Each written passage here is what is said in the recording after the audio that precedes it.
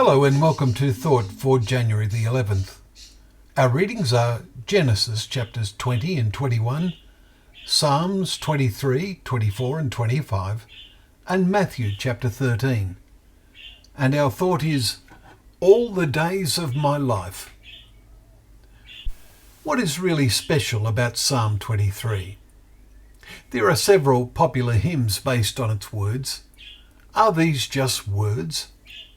God's words need to live in our heart, not just go in one ear and out the other, as the saying is. In today's non-stop world, that happens all too easily. Its words should, indeed must, encourage a peace of mind that is a rare blessing today. The Lord is my shepherd. Have you ever thought that Jesus would have seen his Father as his shepherd, and what these words would have meant to him? The Lord shepherded David throughout his life. He put away his sin with Bathsheba and Uriah, even before he asked, because he knew the overall condition of David's heart. A good sheep is ever listening for his shepherd's call. If the sheep are genuinely listening for the shepherd's voice, they will never be in dire need. There will be still waters, and when life gets difficult, the shepherd will be there to see to their restoration. Of course, the need for restoration indicates some difficult or even desperate situation where the sheep might, for a moment, cry out, "My God, why have you forsaken me?"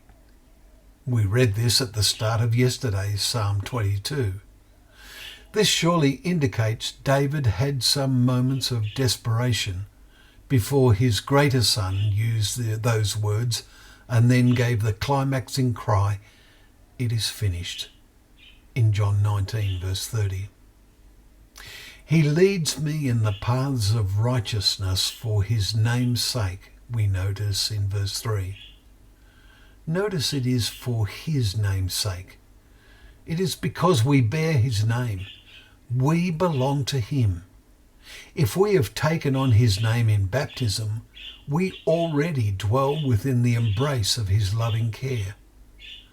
Do we sometimes become blind to this?